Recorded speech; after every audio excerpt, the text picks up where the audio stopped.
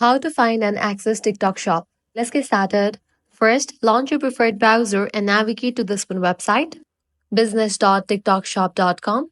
Once you're over here, click on Get Started. Now you're gonna get two options, join now or log in.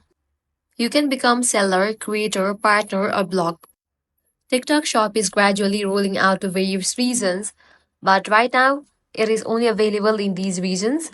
In case you already have an account, you can click on login, or else you can click on the option join now, fill out the details. Welcome to TikTok shop. If you are an individual, sole, corporation, or partnership, you can check in for it and click on next. Then you'll need to verify some details about yourself. Identity verification, you can use passport, state ID, or a driver's license.